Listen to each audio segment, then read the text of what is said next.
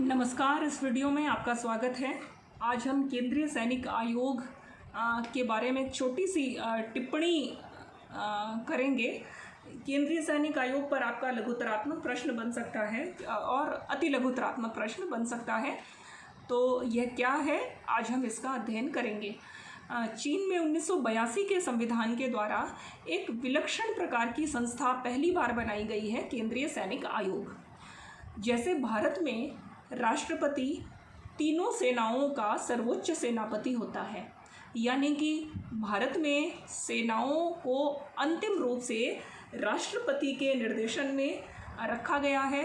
और राष्ट्रपति क्योंकि प्रधानमंत्री और मंत्रिमंडल की सलाह से काम करता है, इसलिए हम कह सकते हैं कि सेनाओं को यहाँ सरकार के जो है वो नागरिक सरकार के अधीन रखा गया है।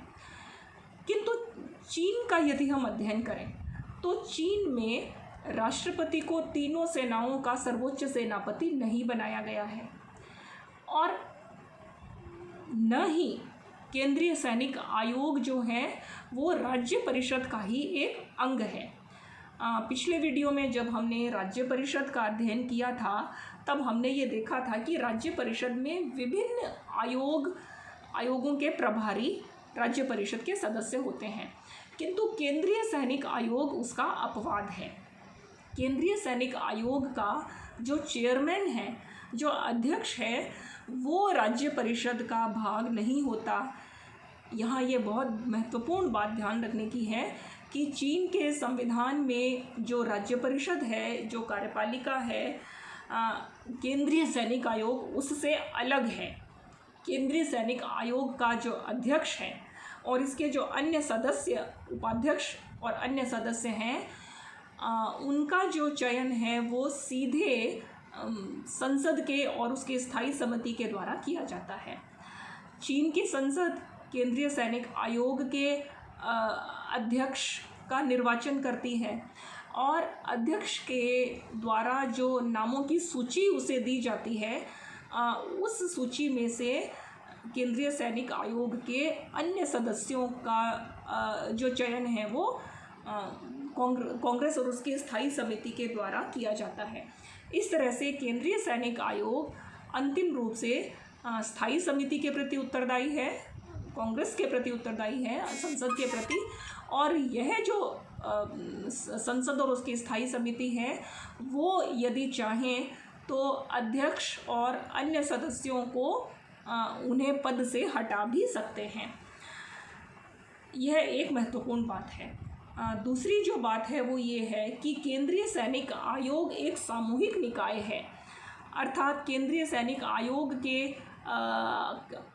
अध्यक्ष को तीनों सेनाओं के अंतिम सेनापति की ऐसी हैसियत नहीं दी गई है, वरन चीन की जो जल सेना, वायु सेना और थल सेना है, वो तीनों प्रकार की सेनाएं जो हैं वो इस सामूहिक निकाय के नेतृत्व में ही कार्य करती हैं। जो भी निर्देशन केंद्रीय सैनिक आयोग के द्वारा दिया जाएगा वैसा ही चीन की सेनाएं जो हैं वो कार्य करेगी। इनका जो कार्यकाल है चेयरमैन और अन्य सदस्यों का, यह कार्यकाल 5 वर्ष का है और ये 5 वर्ष के बाद दोबारा अपने पद पर नहीं आ सकते। और इस तरह से केंद्रीय सैनिक आयोग एकमात्र ऐसी संस्था है 1982 के संविधान के अनुसार जिन्हें दोबारा पद पर आने का अधिकार नहीं है। राष्ट्रपति, प्रधानमंत्री, विभिन्न आयोगों के प्रभारी मंत्री, ऑडिटर जनरल, ये जितने भी अन्य पद हैं वो सभी लगातार 2 बार अपने पदों पर काम कर सकते हैं। किंतु केंद्रीय सैनिक आयोग एकमात्र ऐसा आयोग है जिसके अध्यक्ष और सदस्य केवल एक ही बार अपने पद पर बने रहेंगे। इसका कारण संभवतः यह है कि जो सैनिक शक्ति है उसका केंद्रीकरण इस केंद्रीय सैनिक आयोग के द्वारा इसका दुरुपयोग नहीं हो जाए। तो सैन्य शक्ति के दुरुपयोग को रोकने के लिए ही वहाँ पर केंद्रीय सैनिक आयोग के अध्यक्ष का केवल एक बार का कार्यकाल होता है और वो है 5 वर्ष। इस प्रकार से जो सैनिक प्रशासन है सेनाओं का जो किस प्रकार से सैनिकों की सेना के प्रशासन से संबंधित सारा कार्य जो है वो केंद्रीय सैनिक आयोग के द्वारा देखा जाता है, जो अपने कार्यों के लिए संसद और उसकी स्थायी समिति के प्रति जिम्मेदार है। और राज्य परिषद से अलग है ये संस्था। राज्य परिषद के अंतर्गत बहुत सारे आयोग काम करते हैं, किंतु केंद्रीय सैनिक आयोग राज्य परिषद से एक स्वतंत्र संस्था है।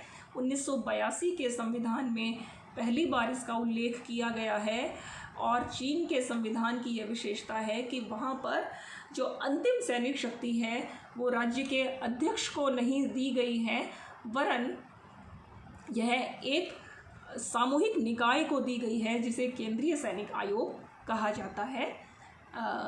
और